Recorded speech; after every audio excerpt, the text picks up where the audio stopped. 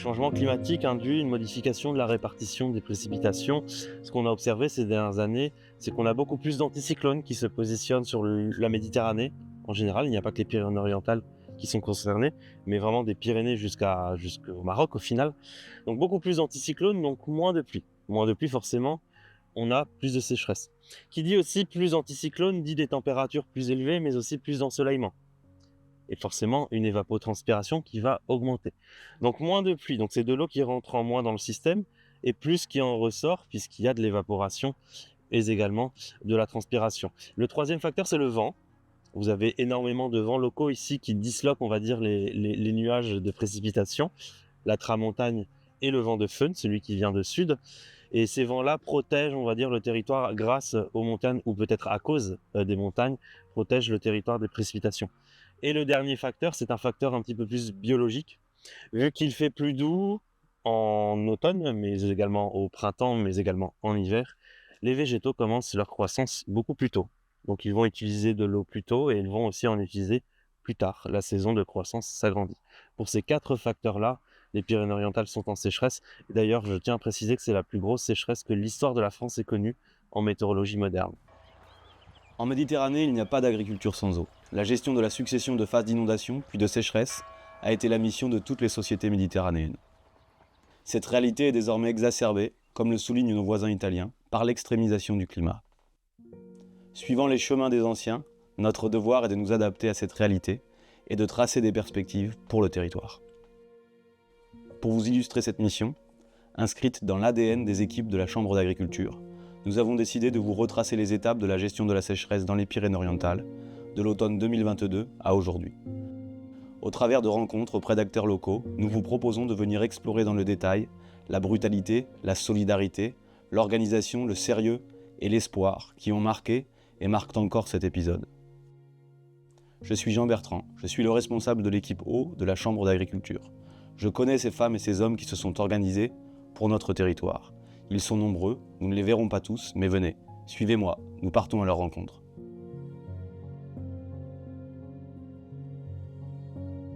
Les agriculteurs souffrent trop de ça, d'être accusés tous les jours, de rester sur un mode de fonctionnement archaïque, se voilant la face par rapport au changement climatique.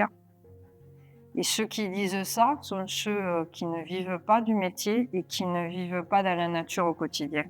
Ça a été effectivement une période très difficile parce que la sécheresse arrive au même moment qu'un jugement du tribunal administratif de Montpellier qui a été rendu en faveur de France Nature Environnement dans le cadre du relèvement des débits réservés en rivière pour les canaux à l'aval du barrage de Vinça. Le télescopage des deux dossiers a rendu les choses encore plus compliquées que la sécheresse seule.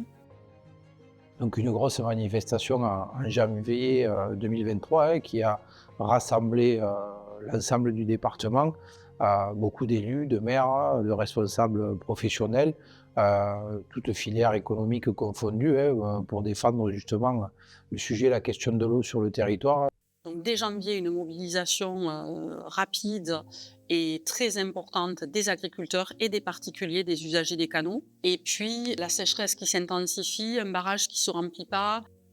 J'étais mobilisée parce qu'il y avait quelque chose à défendre et en plus à défendre par rapport à un monde agricole qui est globalement en très grande majorité très vertueux par rapport justement au changement climatique. J'ai donc considéré qu'il était de mon devoir effectivement d'être à vos côtés.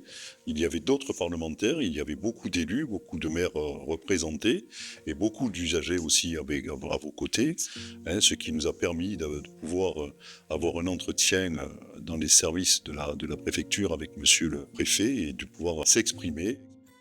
Nous sommes attendus par monsieur le préfet pour lui demander effectivement de se défendre à nos côtés. Nous, on se défend, on se bat. On a dénoncé ce dogme qui nous a conduit aujourd'hui à sacrifier la ruralité de notre département par des décisions totalement ineptes de la justice qui se base, c'est vrai, sur une loi française qui ne voit que le cours d'eau, qui n'a que pour définition et réglementation le cours d'eau, en omettant totalement l'homme, les usages, des différents usages. et qui veut nous sacrifier tout simplement. Aujourd'hui, on l'a dit beaucoup, l'écologie c'est nous, la ruralité c'est nous, l'économie c'est nous.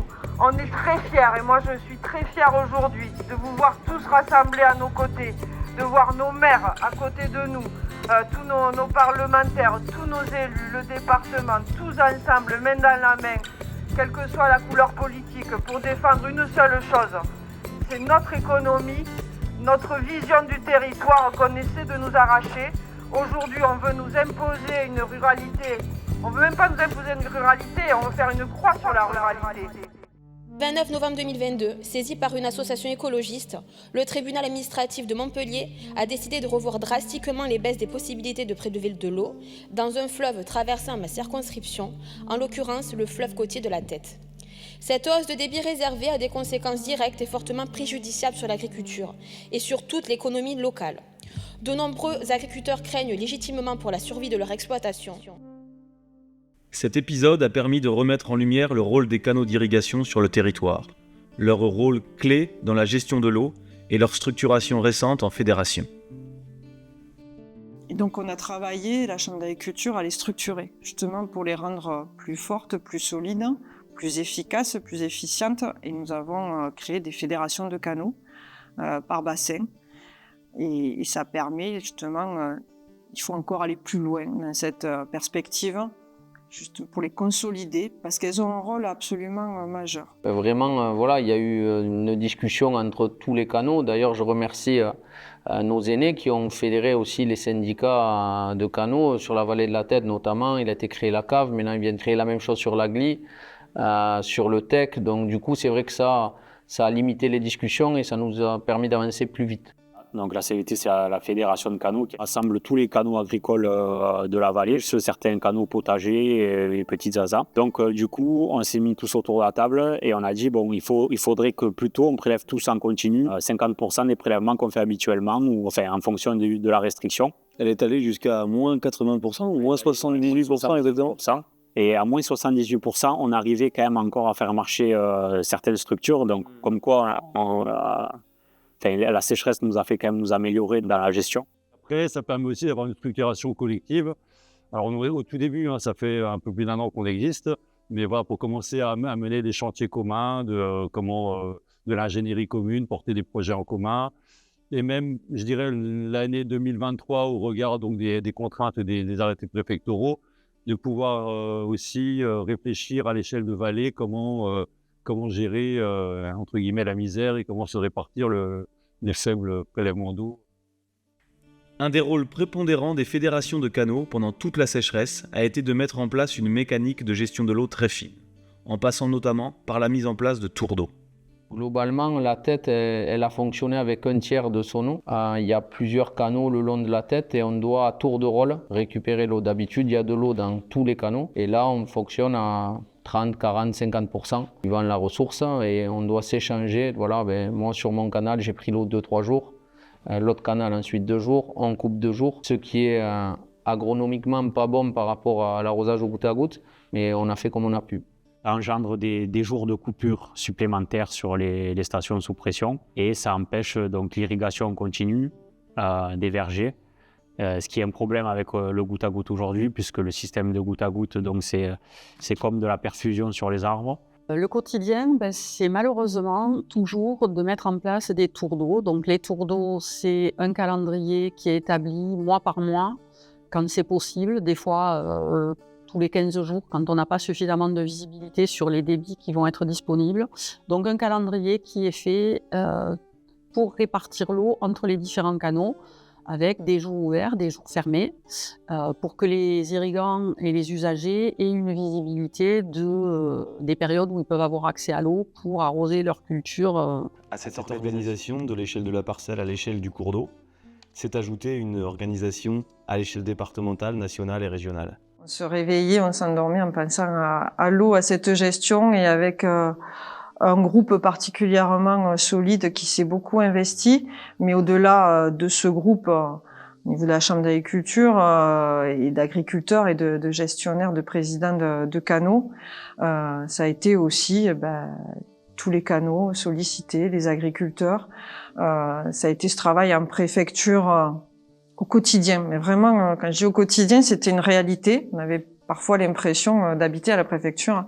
Mais c'était absolument nécessaire parce que ça nous a permis de sensibiliser à tous les échelons, au niveau de la préfecture bien entendu en premier lieu, pour faire comprendre à quel point on avait besoin d'un minimum d'eau pour amener nos récoltes et surtout faire vivre nos vergers. On ne gère pas tout seul.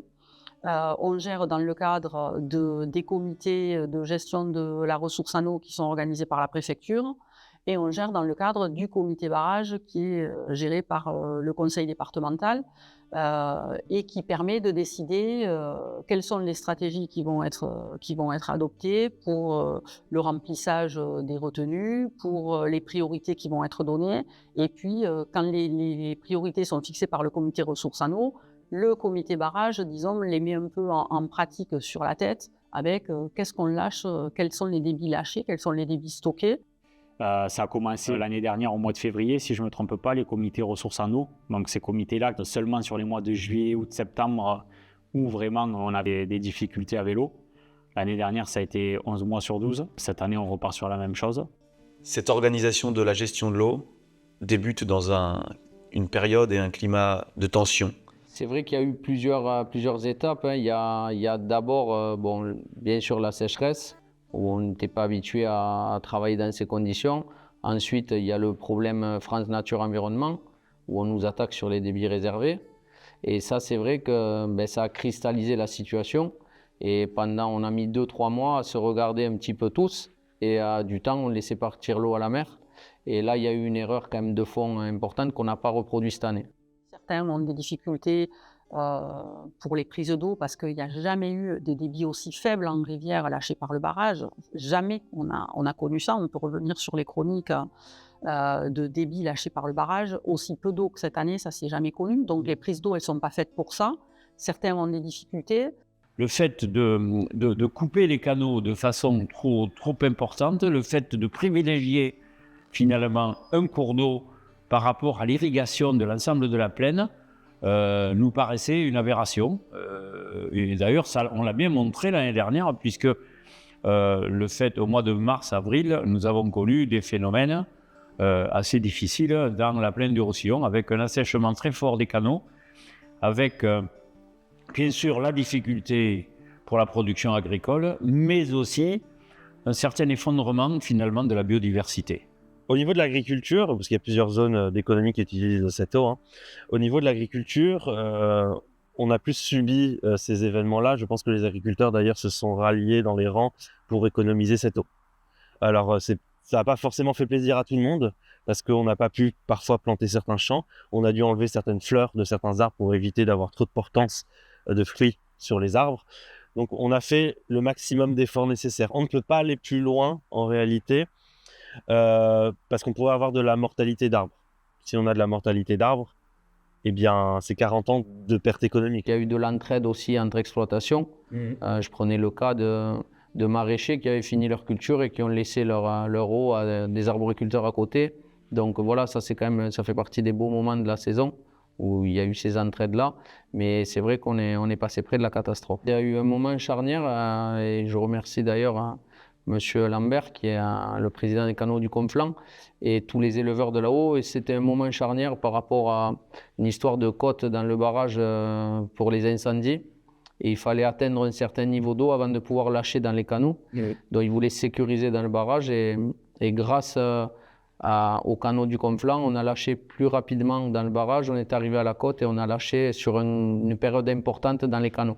La difficulté, elle était très concrète, c'est-à-dire que des canaux qui, au mois d'avril, sont ouverts 30 jours sur 30, étaient ouverts 3 jours sur 15, donc 3 jours ouverts, 12 jours fermés, 3 jours ouverts, 12 jours fermés, c'est-à-dire 6 jours d'ouverture dans le mois, à un moment stratégique en termes de production, puisque c'est là que se fait non seulement le calibre du fruit qui va être produit par l'arbre, mais se prépare aussi la saison suivante. L'arbre commence à faire ses réserves et à se préparer pour la production de l'année suivante. Donc si on a des problèmes d'eau, et bon là on en a depuis 2 ans, on voit qu'il y a une dégradation au niveau du diamètre et de la longueur des rameaux. Ce qui fait qu'on sait très bien que l'année d'après, les pêches seront ou plus petites, si on laisse le même nombre, ou alors d'un calibre inférieur. Et donc, on arrive au mois d'avril où il faut absolument que le barrage se remplisse, ne serait-ce que pour la sécurité civile et pour les questions de lutte contre l'incendie. Et là, l'État décide à la fois de déroger au débit réservé, donc au jugement qui a été pris par le tribunal, mais cette dérogation, pensant préserver l'agriculture, en fait, au contraire, nous met dans une situation encore plus difficile. Le 4 avril 2023, le préfet prend un arrêté qui a de lourdes conséquences pour les agriculteurs. Très rapidement, les représentants agricoles s'organisent pour mettre en œuvre une attaque juridique, un référé liberté, qui après 10 jours de procédure, porte ses fruits et permet de revoir l'arrêté dans un sens plus positif pour les agriculteurs. Pendant ce temps de procédure, l'agriculture continue à souffrir. Les tours d'eau sont très restrictifs, ce qui amène les agriculteurs à reprendre la rue et à manifester, le 14 avril, au pied du barrage. Le 27 avril, le ministre de l'Environnement, Christophe Béchu, vient en visite dans les Pyrénées-Orientales. Les agriculteurs ont connaissance de cette visite 24 heures avant qu'elle n'ait lieu, et craignent qu'elle ne vienne conforter un arrêté préfectoral qui implique une coupure d'eau pour eux. Ils se mobilisent très rapidement, et une semaine plus tard, le ministre de l'Agriculture vient dans le département également, plaidant pour un équilibre que la profession agricole finit par obtenir en la construisant avec le préfet et le territoire, et obtient un respect à minima, mais un respect de l'agriculture, et une possibilité de continuer à arroser. Donc clairement pour nous ça a été un moment difficile, mais sur lequel on a réussi à relever le défi de remettre en question cette position de l'État et revoir finalement les arrêtés de crise qui nous ont permis de continuer à arroser. Il n'y avait pas d'eau du tout, mais pour tout le reste du département, il a fallu défendre ce qu'on a appelé un peu plus tard, ce qu'on a obtenu, ce débit minimum pour l'agriculture. Et ça a été un travail de fond auprès de tout le département, à tous les échelons, pas que les services de l'État, bien entendu tous nos élus politiques qu'il fallait sensibiliser, les autres secteurs économiques aussi, parce qu'on parle de partage de l'eau, toujours bien entendu. Il fallait trouver cet équilibre où tout le monde devait avoir un minimum d'eau à disposition pour faire vivre notre territoire. Malgré cette séquence de négociations, toutefois positive pour les agriculteurs, le territoire continue à souffrir, et notamment les éleveurs pour lesquels le printemps est la saison reine, la saison pendant laquelle ils produisent la majorité du fourrage indispensable à l'alimentation du bétail pendant l'hiver. Sur le département, la particularité, c'est qu'il y a 90 000 hectares d'estive et il n'y a que 15 000 hectares de surface fourragère que l'on fauche. Et donc, sur ces 15 000, il y en a un gros tiers qui est irrigué. Et avec ces 15 000 hectares, il faut assumer nourrir les animaux pendant 5 mois de l'hiver. 5 mois, ça dépend où on se trouve. Si on est dans le Cap-Cyr, ça serait presque 6 mois. Et dans le Conflans, on sera plutôt à 3 ou 4 mois. Alors les situations sur le département sont assez disparates, on va dire. Sur une partie du département, les gros enjeux, c'était l'abreuvement des animaux. Donc capter des sources, en tout cas des sources qui se sont perdues, des cours d'eau qui n'ont plus coulé depuis 2 ans, qui ne coulent pas. Et donc un gros enjeu sur l'abreuvement. Ça, c'était un premier volet. Et le deuxième volet, c'est l'irrigation, pour assumer des volumes de fourrage pour passer l'hivernage. Et là, effectivement, il y a eu des incidences importantes. Et là où il y a eu beaucoup on va dire, des pertes entre 80 et 100% de récolte, c'est sur les prairies qui ne s'irriguent pas, où là, même le coût de fauche ne payait pas le foin ou les kilos de foin qu'on pouvait retirer par hectare. Dans l'urgence, on ne s'adapte pas vraiment, mais c'est une adaptation aussi. Beaucoup d'éleveurs ont fait des achats de fourrage hors département, dans les zones qui étaient excédentaires. Ça a été finalement une forme d'adaptation, mais tout le monde est conscient que c'est ponctuel. Ça, c'est un premier élément. Il y en a d'autres qui ont dit on n'a pas les moyens et la trésorerie pour acheter la globalité des besoins qu'on a au foin. et qui ont vendu des animaux, ce qu'on appelle nous dans notre jargon décapitalisé, vendre des animaux qui servent à la fois de trésorerie pour acheter du foin, mais aussi pour acheter moins de foin, puisqu'il y a une diminution du nombre d'animaux sur l'exploitation. Et, après 24 mois d'un ciel désespérément bleu, soudain, il pleut.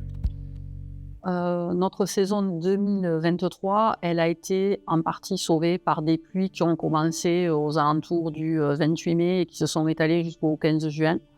Pas des grosses pluies, mais qui ont été suffisantes et qui se sont produites essentiellement sur le secteur du Conflent et de la montagne et qui ont permis de remplir le barrage à un niveau tel qu'on s'est retrouvé d'un seul coup avec de l'eau. Et ça, on sait gérer. Et à partir de là, on a été capable, mais en l'espace de 24 heures, 48 heures, de réorganiser tout le fonctionnement des canaux pour que ces canaux prennent le maximum d'eau et la rejettent à des endroits stratégiques pour réalimenter les nappes. On a ouvert les réseaux secondaires pour laisser faire un maillage d'eau sur le territoire qui s'infiltre progressivement et qui vient alimenter les nappes. Et on a utilisé le canal de Perpignan pour permettre d'alimenter autant que possible la retenue de Villeneuve-de-la-Raho qui n'avait pas pu être alimentée durant l'hiver. Donc il y a eu une réactivité et une capacité des canaux à se mettre en ordre de marche très très rapidement pour passer d'une gestion qui était extrêmement contrainte par le manque d'eau à une gestion qui était aussi contrainte, mais par l'eau qu'il fallait absolument qu'on diffuse sur le territoire pour recharger les nappes. L'an dernier, on s'est trouvé dans une situation compliquée. Alors, on a failli mettre en péril toute la vallée de la Tête. On sait qu'il y a des vallées comme l'Agly où on est arrivé à la rupture. Oui. Mais moi qui maîtrise plus le côté Tête, c'est vrai qu'on a failli arriver à la rupture alors qu'on avait la ressource. On l'a juste laissé passer tous ces temps de discussion. Je pense que cette année, ce qu'on a réussi, c'est raccourcir ces décisions, ces temps de décision. Et je l'ai dit dans un article l'autre jour, on arrive à faire en 2-3 jours ce qu'on faisait en 2 mois. Et aujourd'hui, de l'agriculture sans eau, c'est strictement impossible. Même sur des espèces qui sont vachement économes, on est quand même obligé d'apporter un minimum pour qu'on ait une rentabilité acceptable et qu'on puisse vivre de notre travail. Donc du coup, si on pénalisait tout ça, ce serait encore plus de friches, un risque incendie encore plus grave. Ce serait vraiment un gros problème pour le département et je pense qu'au niveau de l'attractivité touristique, ce serait quand même aussi une moins-value, puisque c'est quand même plus joli de voir un département avec des vignes et des vergers qu'un département en friche. En 2023, nous avons utilisé les cuves de Cassagne à 2 reprises pour un feu sur Estagel et un feu qui était situé au-dessus du barrage de Caramani. Concernant les stations d'épuration, nous avons utilisé la station d'épuration de Saint-Cyprien et la station d'épuration d'Argelès, à la fois, respectivement sur un feu sur Saint-Cyprien à Argelès et sur le feu de Saint-André. Malgré cet épisode de pluie qui a donné une respiration pour le département, un territoire continue à souffrir. C'est le territoire de la vallée de l'Agly. Que ce soit une vigne ou un abricot, il y avait une grosse sortie de fruits, une grosse sortie de raisins pour les vignes. Et donc à ce moment-là, on ne s'attendait pas du tout à ce qui allait se passer. On était content parce qu'on s'est dit on va faire une belle saison. Et en fait, au fil du temps, il n'y a plus d'eau. Alors, on a eu tout un tas d'aléas climatiques, on a eu des échaudages, on a eu des tempêtes, on a eu de la grêle, on a eu des choses. Ça commençait à monter crescendo, ces changements climatiques. Mais alors là, on ne s'attendait à aucun moment à ce qui nous est arrivé, quoi. Et là, c'est pire qu'une douche froide. Puisque le barrage ne s'est jamais rempli depuis la fin de l'été 2022. Et de par sa géologie du sol, l'eau qui est lâchée du barrage n'arrive pas jusqu'à des points de distribution d'eau d'Aza. Et du coup, certains secteurs se sont trouvés complètement sans eau durant toute la saison. Et là, on est arrivé à des cas très graves où, sans parler de perte de récolte, c'est carrément des pertes de verger. Il faut quand même se mettre à la place de l'arboriculteur ou l'agriculteur qui perd un verger. C'est énormément d'années de travail, c'est des investissements qui sont quand même importants. Donc psychologiquement, c'est un fort impact et ça peut arriver à des situations vraiment graves. C'est vrai qu'on s'est battu pour essayer de faire lâcher. Je veux dire, tous les acteurs se sont battus sur ce sujet et on s'est aperçu qu'en remettant un petit peu d'eau dans l'Agly, de suite on refaisait fonctionner ces ASA. Donc ça a été plutôt positif de pouvoir le réaliser Et maintenant, on n'a pas pu le faire assez régulièrement pour sauver toutes les cultures. On a réussi quand même à démontrer que par rapport à ce premier lâcher, il y a de l'eau potable dans des communes, notamment Casse-de-Penne, qui était remontée. Le forage était remonté de 2 mètres suite au premier lâcher. Enfin, en fait, c'est dans le malheur qu'on s'aperçoit de pas mal de choses. Donc ça a été un risque. Et suite à ça, entre guillemets, à tout ce qui s'est produit en parallèle, on a réussi à obtenir un lâcher un peu plus important, un lâcher boost, entre guillemets, qui a permis d'arriver jusqu'au pompage de Rivesaltes et d'Espira, qui se trouve à côté, entre Espira et Casse-de-Penne. Malheureusement, bon, après ça a été stoppé et l'eau est vite redescendue. On a pu arroser pendant 2 jours, mais ça n'a pas suffi. En saison, les vergers, déjà les fruits qui sont restés, ils n'ont pas grossi. Ils n'ont pas grossi. Ils sont devenus mous. Les arbres se sont desséchés. Parce qu'en plus, au-delà de ça, on n'a même pas eu d'eau à l'automne pour essayer de régénérer les arbres. Ça a séché sur place. C'était un véritable carnage. Aujourd'hui, ceux qui ont résisté parce qu'ils avaient eu un peu plus d'eau, peut-être parce qu'ils étaient en début de ligne sur le réseau, ceux-là, aujourd'hui, ils ont démarré avec une floraison et d'un coup, ils ont lâché toutes les fleurs et ils ont séché sur place. Un phénomène un peu inattendu aussi. Hein. Donc quand on voit perdre tout son cheptel, on peut dire un cheptel, quand on voit perdre tout ça, on est impuissant. Quand on a des salariés, qu'on a des crédits, qu'on a des choses, comment on peut résister, comment psychologiquement on peut arriver à tenir et à rester optimiste. Malgré tout, quand on est représentant agricole, quand on représente les autres, on se doit d'être optimiste et d'avoir un discours optimiste. Mais c'est difficile quand on est frappé par la mort, je vais dire, c'est fort, mais de plein fouet. Toutes les cultures, tout le territoire ont été impactés, et notamment les cultures non irriguées, comme la vigne. Les quantités qu'il faudrait apporter aux plantes pour assurer une culture normale et les restrictions qu'il faut appliquer, qui sont basées sur des restrictions par rapport à des années normales d'irrigation. Donc l'impact économique sur les filières du département, il est colossal, que ce manque d'eau et de sécheresse a fortement impacté le secteur viticole avec des vignes qui n'étaient pas irriguées, puisque seulement 5 ou 6% des vignes sont irriguées. En fait, tout simplement, on a commencé à le voir au printemps. Je ne m'en étais pas trop aperçu parce que je pensais que ça mettait du retard à sortir. Ouais. Et c'est mon père, il me dit, mais regarde, on a l'impression qu'elle ne démarre pas la vigne. Et effectivement, au fil des mois, la vigne n'a jamais fait de bourgeon finalement. Et on voit qu'il y a malgré les labours et les apports d'engrais, etc., qu'il y avait des fêlures dans le sol. Elle n'en pouvait plus, quoi. Elle était à bout de souffle ça dure depuis 3 ans maintenant. Et les végétaux n'en peuvent plus. Et on le voit d'autant plus maintenant que la végétation redémarre au printemps, qu'il y a tout un tas de souches qui sont mortes et les parcelles ne s'en relèveront pas. Et qu'est-ce qu'il faut faire? Si la vigne ne marche pas, qu'est-ce qu'il faut faire? C'est la question. Donc moi, ce qui m'inquiète, c'est que quand même, normalement en France, le minimum vieillesse, il est à 850 €. Le minimum retraite, on a des agriculteurs dans ce département qui n'atteignent pas 500 € de retraite. Leur parcelle, leur végétal, leur capital, c'était tout le capital qui s'était gardé pour pouvoir subvenir à leurs besoins, pour compléter leur retraite en le vendant. Et là, aujourd'hui, ces gens-là, ils se retrouvent avec non seulement un capital végétal qui vaut rien parce que c'est foutu, mais avec une terre qui portera rien du tout. La gestion de la sécheresse 2023 a été ponctuée d'événements douloureux pour les agriculteurs, mais a également mis en lumière des côtés très positifs. La solidarité entre les hommes et également les équilibres qu'il est impératif de respecter pour gérer de manière pérenne nos eaux et notre territoire. Alors d'abord, les canaux, c'est une richesse et un trésor dans les Pyrénées-Orientales et dans l'art méditerranéenne, et particulièrement chez nous, où nous avons un réseau, un maillage de tout le territoire du département par ces canaux d'irrigation qui sont pluricentenaires, jusqu'à 800 000 ans d'existence. C'est sûr qu'on a réinventé ce que faisaient nos aînés. Et là, je dirais qu'on l'a réinventé, on l'a fait acter. Et en remettant de l'eau dans les canaux, on refait fonctionner le système d'eau potable et les captages d'eau potable. Donc on avait oublié certains principes, on les a remis au goût du jour, donc c'est bien. Normalement, un canal qui fonctionne en continu, avec l'irrigation qui en découle, il alimente naturellement la nappe. On sait, grâce à une étude du BRGM qui a été menée entre 2019 et 2022, qu'un canal qui prélève 6 mètres cubes, il n'en utilise vraiment pour l'irrigation agricole que 1 mètre cube. En fait, sur ces 6 mètres cubes, 3 mètres cubes retournent à la rivière via les branches secondaires, via les vannes de décharge, et 2 mètres cubes s'infiltrent pour aller alimenter la nappe.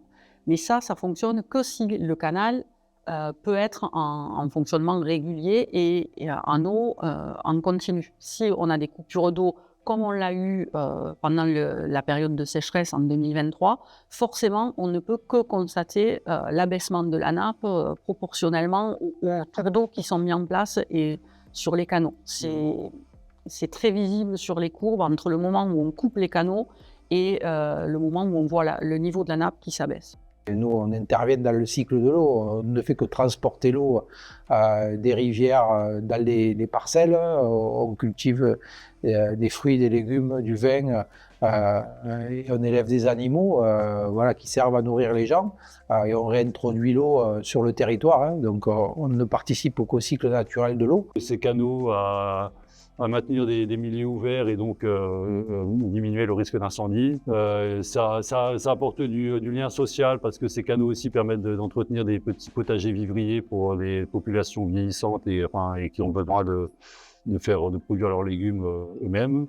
Les agriculteurs sont les premiers écolos, je le pense vraiment. Si on n'avait pas l'agriculture, on n'aurait pas nos paysages et on ne serait pas nourris tout simplement. Donc ça commence par là. La biodiversité dans les canaux, c'est extrêmement important. C'est toute une microfaune et toute une microflore qui est au bord des canaux et qui fait vivre cette plaine du Roussillon. Lorsque les canaux se sont arrêtés de couler, on a pu constater beaucoup de mortalité d'arbres, de plantes et beaucoup de mortalité aussi de cette microfaune. Je me souviens on avait ramassé plusieurs fois des hérissons, par exemple. Alors on peut rigoler toujours sur les hérissons, mais c'est un indicateur. On ne les voit jamais, les hérissons. Mais c'est un indicateur la biodiversité a énormément souffert dans la plaine. Durant cette période, les agriculteurs et responsables ont été beaucoup sollicités par les journalistes qui, pour nombre d'entre eux, avaient la même expression à la bouche. Alors va-t-on vers une guerre de l'eau? Les Pyrénées-Orientales vivent une sécheresse. Rupture d'eau potable et ça commence à devenir très tendu face aux restrictions. C'est exactement ça, ils veulent nous le faire dire mais on prouve tous les jours qu'elle n'y est pas. Et aujourd'hui on compose tous pour arriver à trouver des solutions. Notre département, on sait qu'il vit en grande partie tourisme, agriculture. Et voilà, il faut de l'eau pour tous. Et surtout, il faut que la société comprenne que grâce à l'agriculture, on fait fonctionner le système. Et ce réseau, on en a parlé, suffisamment. Les 3000 km de réseau secondaire du département sont alimentés, entretenus par les agriculteurs. Le jour où ce réseau ne le fait plus fonctionner, les captages d'eau potable ne fonctionneront plus non plus.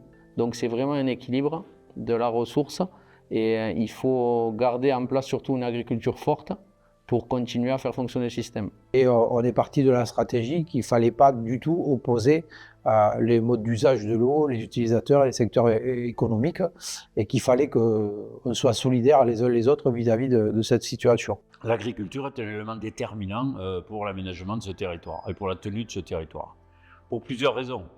D'abord sur l'économie, c'est quand même l'économie qui fait vivre les territoires, et l'économie agricole ici, elle a toujours été là et elle est fondamentale. La deuxième raison, c'est le paysage.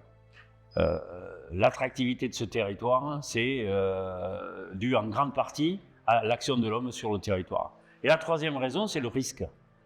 Parce que finalement, le risque naturel, aujourd'hui, on s'aperçoit, avec cette sécheresse, qu'au-delà du risque inondation que nous connaissons bien depuis des années et des siècles, je dirais, il y a ce risque de feu périurbain qui devient de plus en plus important. Et je me demande si, avec les conditions que nous connaissons ici, sécheresse, plus vent, plus un certain abandon des terres agricoles, nous ne sommes pas devant un risque majeur qui est en train de venir dans la plaine de Roussillon.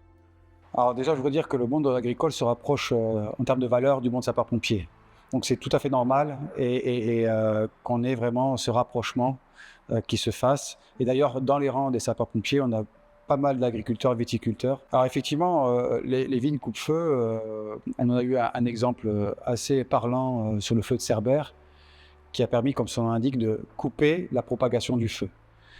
Sur le feu de Cerbère, il y a tout un lotissement qui était protégé par une vigne. Donc coupe-feu, pourquoi? Parce qu'en fait, entre chaque rang de vignes, il n'y avait aucune végétation. Et donc le feu n'a pas pu pénétrer à l'intérieur de la vigne pour se propager au lotissement.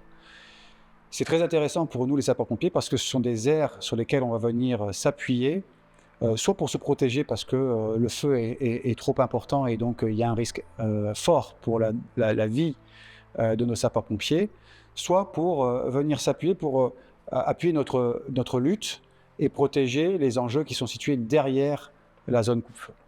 Donc ces vignes sont très intéressantes pour nous parce qu'elles servent d'appui, mais malheureusement, avec la déprise agricole dans le département et partout en France, elles sont de plus en plus rares et donc souvent sont laissées en friche et donc propagent, malgré elles, l'incendie parce que les broussailles qui sont du coup générées prennent feu et propagent par effet de mèche le feu au-delà de la ville.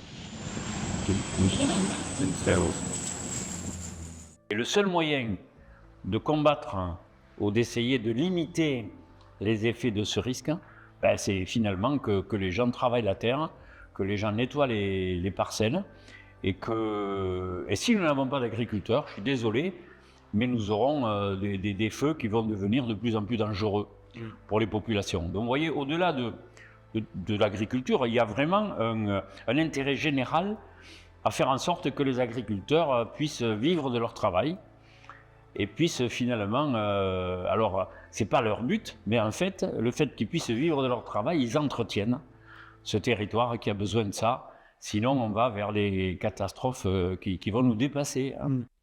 Malgré le rôle central de l'agriculture pour nos territoires, les agriculteurs ne sont pas entendus. Trop de contraintes qui les amèneront à exprimer une nouvelle fois leur colère. Le cas des Pyrénées-Orientales, on est perçu comme étant un secteur complètement à l'inverse, un territoire de ce qui se passe ailleurs en France, puisque depuis, notamment récemment, plusieurs mois, tout le monde est sous l'eau. La plupart des départements ont du mal à travailler les terres parce qu'ils ont eu trop de pluie et nous, il ne pleut toujours pas chez nous. Le slogan « On marche sur la tête », c'est pour vraiment montrer aux politiques et à nos dirigeants que toutes les instances sont... Enfin, tout ce qu'ils amènent, en fait, c'est contresens de notre travail. Je pense que c'est un ras-le-bol total et une mise au pied du mur, finalement, pour toutes les normes qui sont inscrites, mais aussi pour surtout le manque d'eau dans les Pyrénées-Orientales et la concurrence déloyale. On a traversé quand même un épisode de crise et de manifestations agricoles qu'on n'avait pas vu depuis 30 ans, qui ont montré quand même les difficultés que traverse l'agriculture aujourd'hui en général. Et nous, c'est la double peine, puisqu'on a à la fois les problématiques d'eau et de sécheresse dans notre département et la conjoncture agricole qui pèse sur l'agriculture française. Personne n'était habitué à vivre ça dans ce département et autour de l'eau, ça, comme je disais, ça touche tout le monde. Donc c'est vrai que ça a permis de fédérer tous les secteurs d'activité, on l'avait rarement vu. Du coup, ça a été plus facile de mobiliser les gens parce que voilà, c'est un sujet qui est commun. On n'imagine même pas la violence que l'on subit au quotidien, au travers de l'agribashing, au travers de toute cette violence administrative. Ça a été démontré pendant les dernières mobilisations. On est un petit peu en pause vis-à-vis du gouvernement, vis-à-vis de l'État français, de toutes les instances, qu'elles soient régionales, départementales, puisque l'État n'est pas le seul fautif, on peut même monter jusqu'à l'Europe. Venant de ces associations-là, malheureusement, ils détruisent des exploitations, ils détruisent des familles. Concrètement, c'est comme ça qu'il faut parler aujourd'hui. Malgré la difficulté de la période qu'ils ont vécue, les agriculteurs se projettent vers l'avant.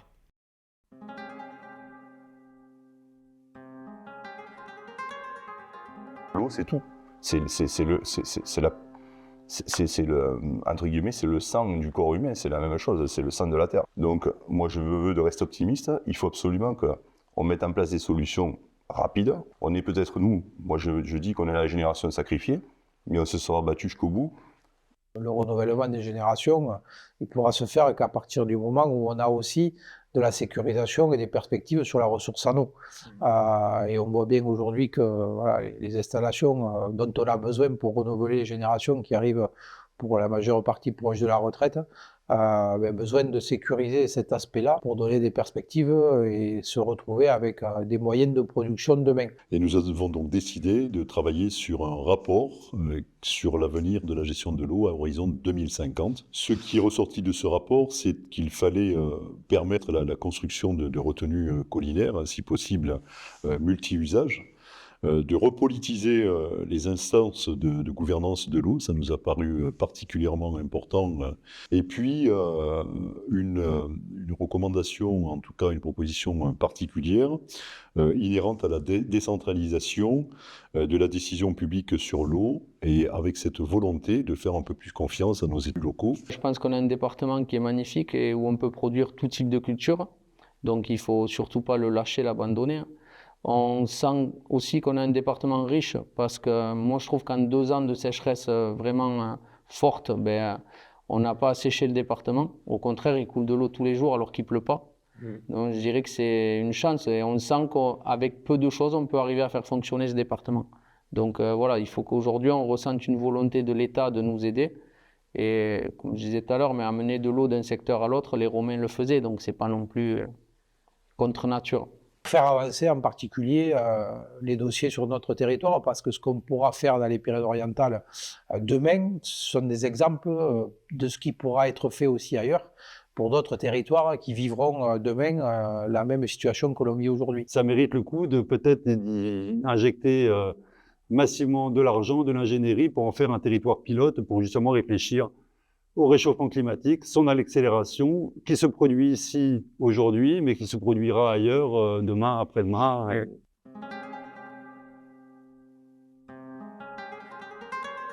Tout le monde a la réponse, mais personne ne veut le faire. Tout le monde a la réponse. Je pense que jusqu'au fin fond de l'Afrique, où il pleut malheureusement autant que chez nous, eh bien, il stocke l'eau.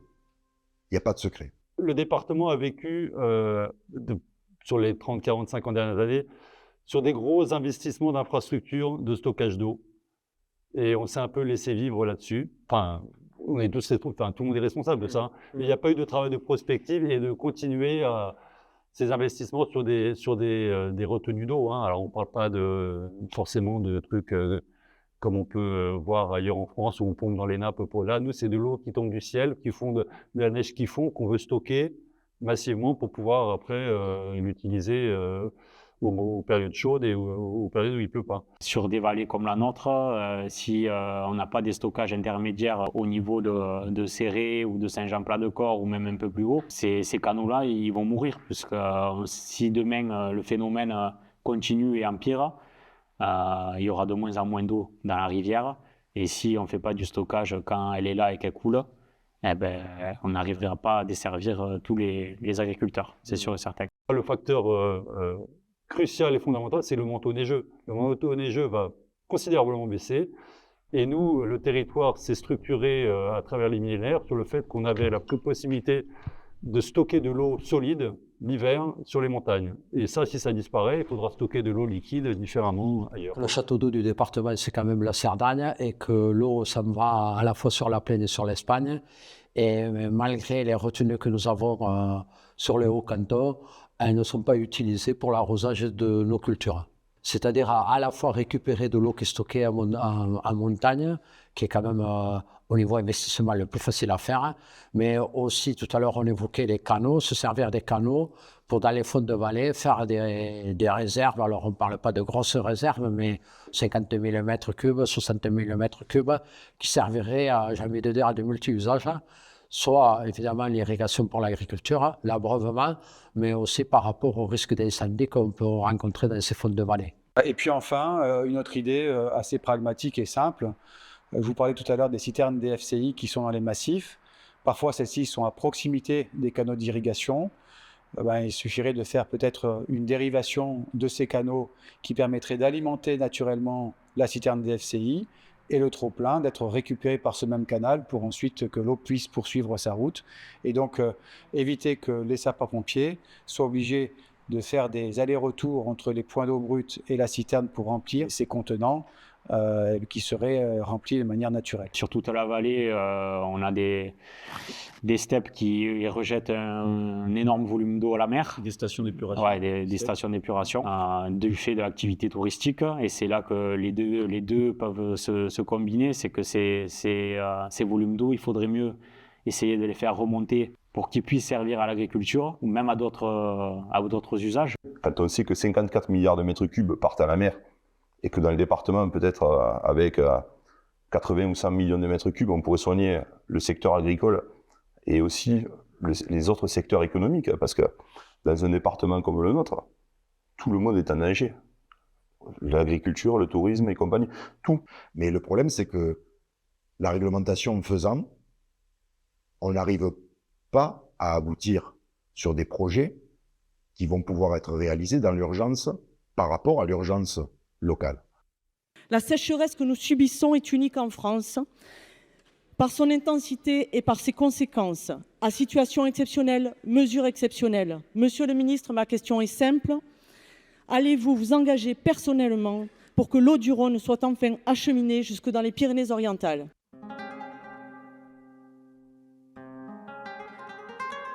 Moderniser notre système d'irrigation goutte à goutte pour le rendre encore plus performant, encore plus économe.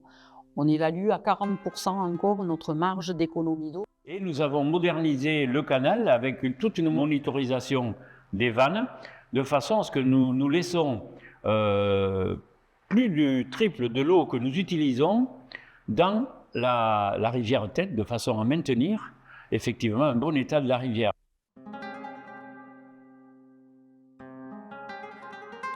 On se dit qu'il y aurait tout un tas de choses à faire, les idées sont avancées et on ne fait rien. Donc maintenant, c'est du courage politique. Il faut qu'il y ait du courage politique et forcément des moyens, soyons clairs. Mais je pense que les moyens, même si cela représente des sommes énormes, ça coûtera bien plus cher si rien n'est fait. Vous le savez, dans la grande difficulté, le département il a voté en mars dernier ce fonds de solidarité exceptionnel de 430 000 € pour une aide d'urgence. Mais ça, c'est très bien, ça aide de façon ponctuelle. Mais c'est vrai qu'il faut qu'on voit bien l'ambition de l'agriculteur, de l'agricultrice à long terme et à moyen terme pour qu'ils continuent à nous faire de l'agriculture dans le département. Je dis bien que demain, avec toutes ces réalisations qu'on doit faire, le coût de l'eau risque d'être supérieur. Pour autant, il faut qu'il soit quand même accessible économiquement pour les agriculteurs. Parce que s'il est trop cher, on aura du mal à l'impacter sur les charges des exploitations au vu de la situation économique aujourd'hui. Donc on a besoin d'être bien accompagné et financé pour que tous ces projets se réalisent dans de bonnes conditions. On doit fournir des compensations environnementales. Je l'ai proposé. Faisons un temps des compensations hydrauliques. Voilà. Il faudrait qu'on fasse ça. Ces compensations hydrauliques pourraient, entre guillemets, sécuriser des secteurs. Il faut qu'on en fasse un peu partout. On espère avancer. Pour l'instant, moi, à chaque fois que je rencontre soit des agences d'État, sans les citer, soit l'État en lui-même, on n'a pas de réponse. Il faut rentrer dans des cases existantes, sauf que aujourd'hui, les cases existantes, elles n'existent plus. Il faut créer des nouvelles cases.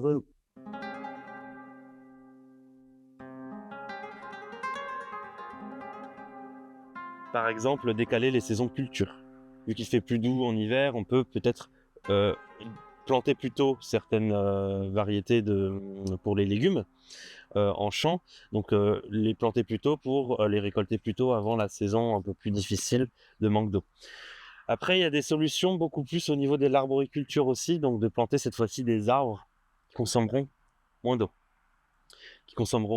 On a beaucoup d'espèces qui peuvent arriver par le sud et qui peuvent consommer moins d'eau. L'olivier aussi qui peut être très intéressant. La vigne reste quand même intéressante par rapport à sa résistance à la sécheresse. Certains arbres comme la pêche, l'abricot ont peut-être plus de difficultés dans le cadre du changement climatique. La pomme également puisqu'elle pousse en été, puisqu'elles pousseront trop dans des périodes où il y aura besoin de beaucoup d'eau. Parce qu'on a envie de montrer qu'on peut faire changer les choses et trouver des solutions sans être obligé de renoncer à notre agriculture et notre modèle agricole aujourd'hui. Et même si on est conscient qu'il va falloir continuer à progresser et faire évoluer nos méthodes cultivées pour être plus résilients et plus économes en eau, bon, pour autant, si on veut cultiver des produits qui ont un intérêt pour le consommateur, il va falloir qu'on soit capable de mobiliser plus d'eau pour l'agriculture encore demain dans les Pyrénées-Orientales. La problématique, c'est de créer une filière économique efficace pour l'agriculture.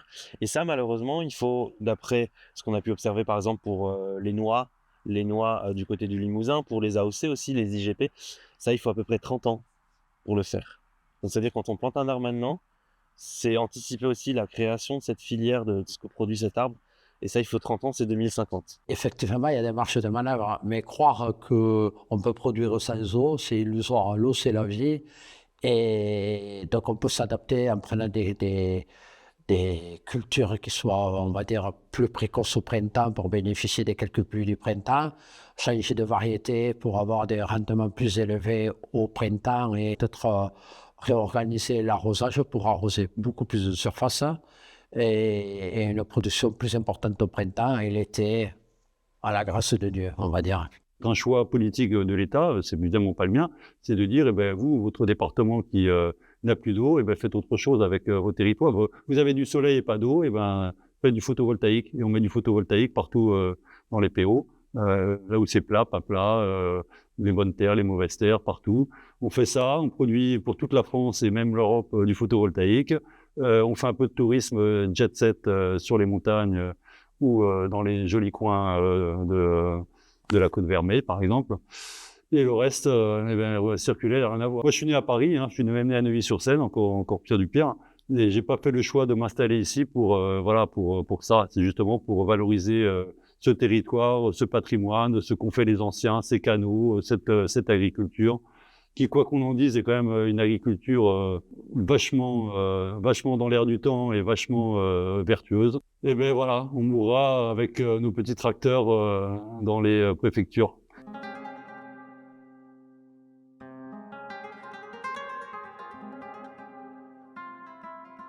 Demain, pour installer des jeunes, il faudra de toute façon avoir, je répète, ce courage politique, puisqu'on ne pourra pas venir nous chercher avec ces grands mots, encore une fois, de souveraineté alimentaire, sécurisation alimentaire.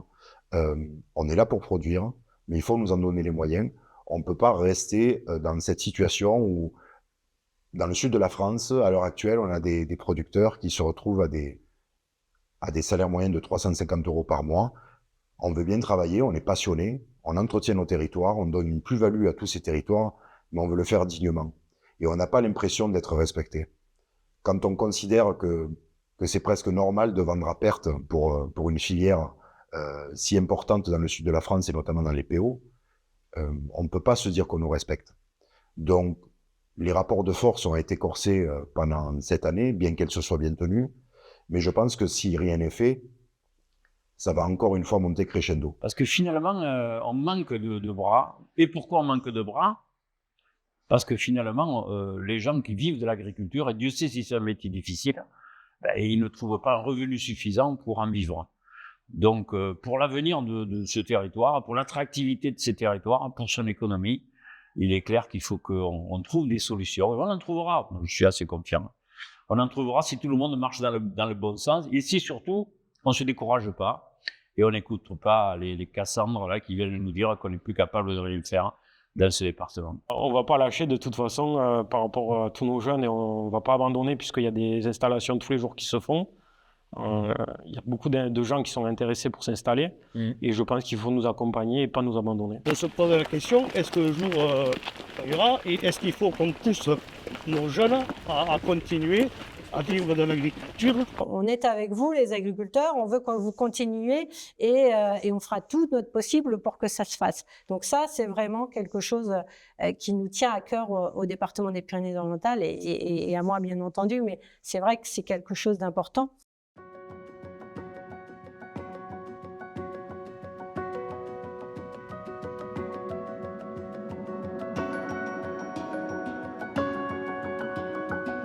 Et ces sujets-là, on les travaille par des réunions régulières au niveau de la préfecture pour les faire remonter. Alors, au préfet de région, bien entendu, avec la région qui priorise certains dossiers, et ensuite au ministre de l'Environnement pour voir aboutir, nous donner des perspectives.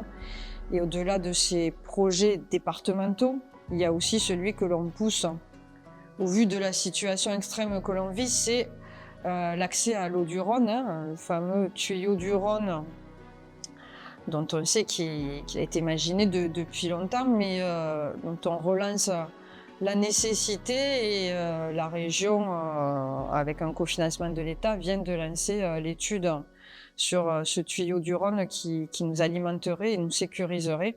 Donc on espère voir tous ces projets aboutir, alors j'allais dire avec des perspectives moyen-long terme, suivant les projets.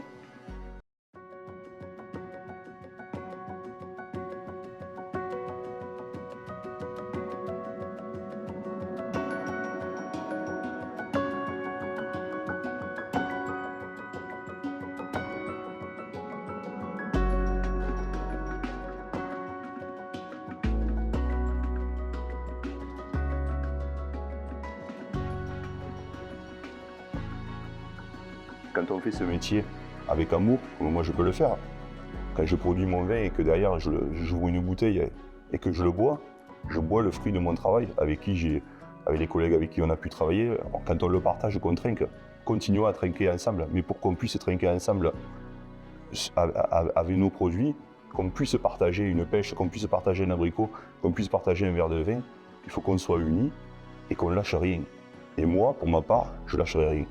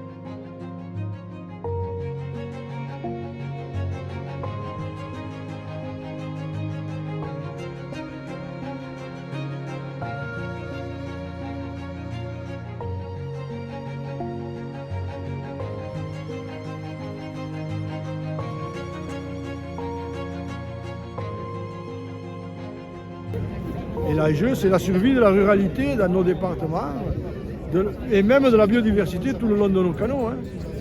Il est là l'enjeu, voilà. Mobiliser les gens et faire comprendre qu'est-ce que c'est l'enjeu sur l'eau.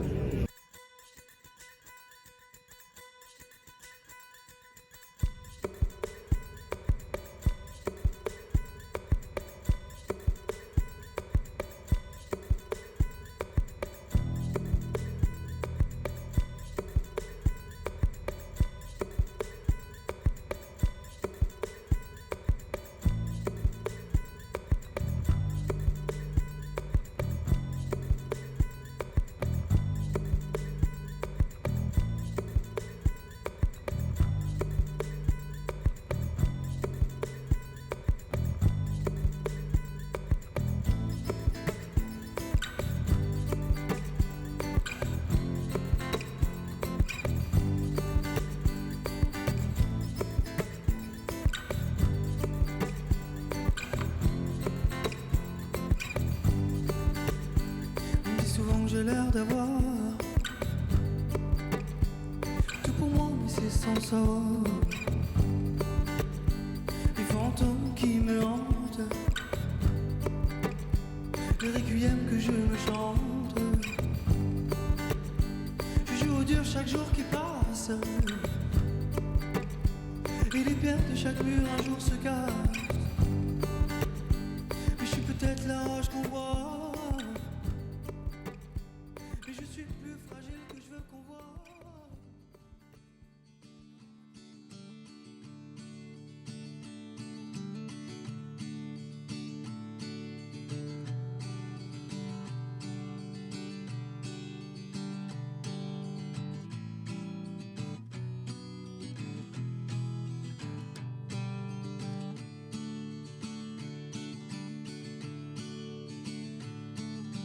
La toquante se pose une seconde, les minutes peuvent durer des heures.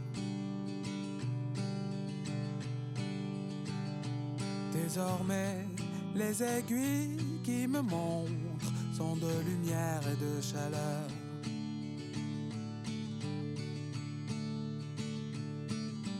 Elles crayonnent, annoncent la couleur, que le temps n'est plus au labeur. Désormais, il s'étire, il s'étale, il se tartine sur du beurre. On ressent,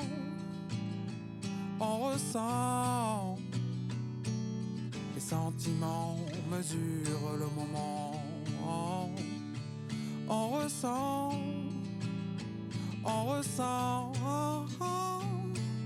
les sentiments mesurent le moment.